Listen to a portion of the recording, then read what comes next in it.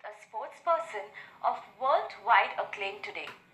A chess player of widespread repute, he has earned the title of International Grandmaster in Chess in the year 2000. He created history by claiming the first place in the International Asian Teams Championships. Apart from being a junior chess champion, he has also won several accolades in this sport.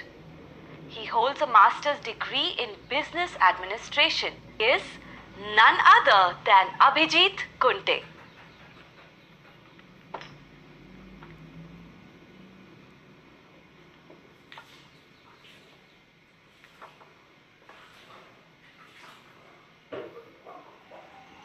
A warm welcome to you, Abhijit.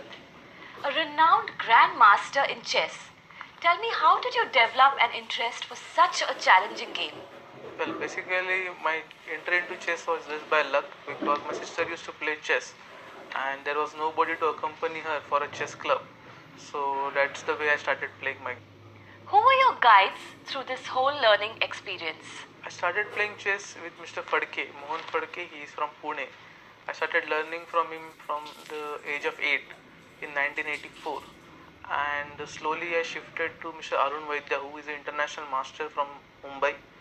Then when I became international master in 97, I started taking coaching from a lot of international players like Vladimir from Russia, Kazakh Aliyev from Kazakhstan, then we had Ubilov from Spain, then I had some sessions with Salo, who was that time world number from Russia. So they were very useful for me. Generally, there are 3 stages to any game: learning the fundamentals, practice, and participation in the tournaments.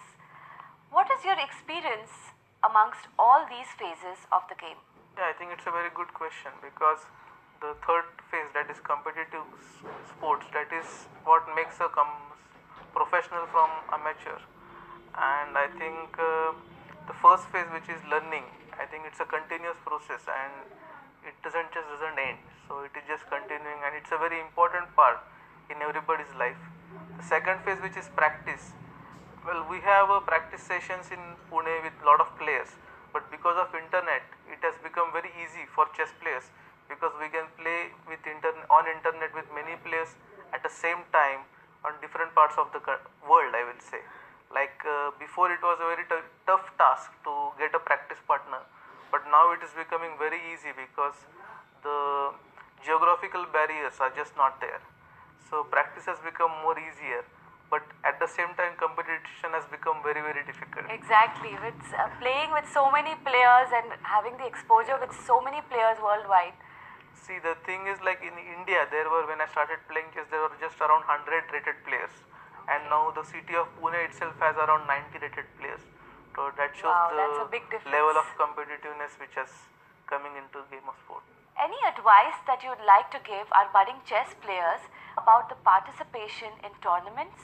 Well, in chess there is a systematic structure, like you have to first play in a district level tournaments, then you have to play in a state level tournaments, then you qualify for nationals, and then to Asian Games, and then to World Olympics or the World Championships. Okay. So you have to start from a district level. Basically, since it's an individual sports, there are no clubs activities required, like you did not enter through definitely some club. Okay. You can just appear as an individual. You can just nominate your own name in the tournament. So in a district level tournament or a state level tournament. Okay. So that makes much more easier for an individual to get entry into the game of chess. And then according to your performance, automatically you improve. Right. And I think the minimum qualification, okay, first of all, I think you need a love for the game. Otherwise, it's not possible to play any game. So I think that's the first requirement. And the patience to play it. Of course. Chess requires a lot of I'm patience. sure patience is the name of the game. Yeah. Which institutes are associated with this game? What do they do for the sport and for the players? Basically, in Pune, we have a lot of chess clubs and chess academies which are doing a lot of activities in coaching. Okay. I think Pune itself has more than 30 chess academies or clubs which is having I think Saturday, Sunday coaching classes and everyday practice sessions. Then we have a Pune District Chess Association and Buddhibal Krida Trust, who are organizing a lot of tournaments. Then we have Buddhival Prasarak Mandal and some other small clubs also. They are also organizing small level tournaments. Then we have Maharashtra State Association, which is a body which looks after the chess game in Maharashtra.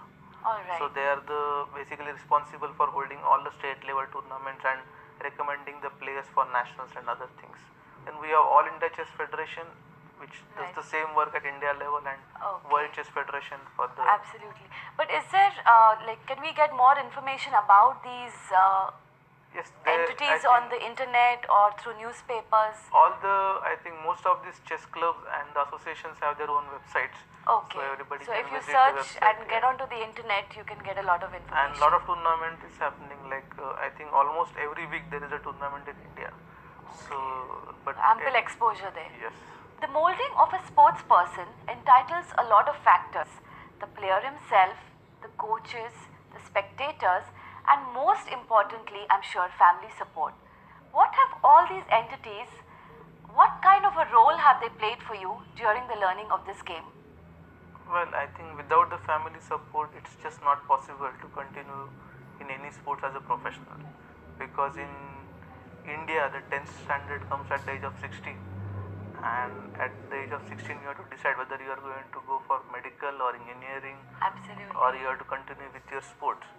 So it becomes very tough for a child himself to take any decision, and parents, very few parents can take that courageous decision, because that Exactly. time the boy is too young, and nobody can assure that he is going to perform. Exactly. So, Or make a career out of it. yes, so it's a very tough question, I think.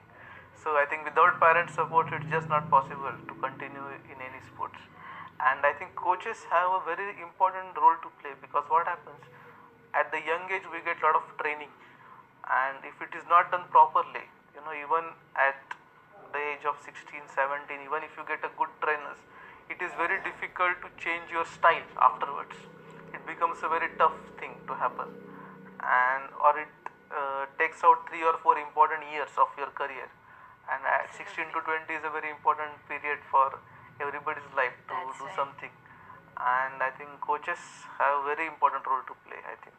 Okay, spectators doesn't have much role to play in chess, because it's not a very spectator friendly sports, but I think the support which the players gets from the general public, because chess is normally known as a game of intellectuals and the game of a Absolutely. brilliant people, I will say. And so in that case, I think the support which we get from a society, I will say, that is very good. Like, they always expect that the chess player should be brilliant, intelligent, they should perform well at the I'm academics. sure you fit that bill since And, you are a grandmaster. I think that is why I see the most of the chess players, I think they have continued with their academic careers. I think that's a very important part, I think the spectators have played in the game of chess, I think. Because in other sports I have seen many players who have left studies for their sports, but in chess, since it's a game of intellectuals, they are not allowed to do so. A sports person shares a very special bond with his spectators.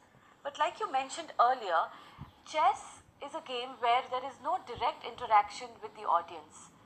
So in this case, what really motivates you? I think the real motivation is just competition with yourself. That's what I feel. And every time I want to perform better than what I performed in my earlier game. And I want to move towards perfection. I think that's what is the main motivator for me. It is observed that often during a 4-hour marathon chess match, the player experiences a lot of physical and mental fatigue. Do you follow any special diet or exercise to overcome this? Of course, yeah, during the tournament we just have a very small meal before the game, and normally we go for a long walks after the game, because that frees our mind. So that's very important. And it's basically you're sitting in one place and really thinking it out for 4 hours. Yes, for that we have to do a lot of exercise when we are in the city. So basically we are in the city. So basically we just say that when you work 3 hours in chess, you have to do at least 1 hour physical exercise. Any special memories or incidents that you would like to share with our viewers, Abhijit, about your experience as an international player?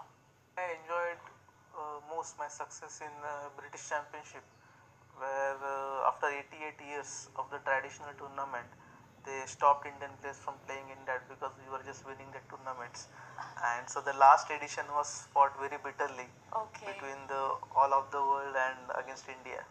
And I was really happy to win that event. So I think that was That the must have been a very proud moment for you, I'm sure. proud, and it was a very exciting finish. Any special incidents or memories that you have as an international player, Abhijit? Yeah, I think my win in the British Championship, that was very crucial for me and also for the country, because it was a very old tournament, 83-year-old tournament. Okay. And it was a very traditional tournament, and the British Chess Federation just decided to stop all the foreign players from participating in that because Indians had won a lot of events. And so the last event was fought very bitterly between the British, Scotland, Wales, German, France, Switzerland versus India.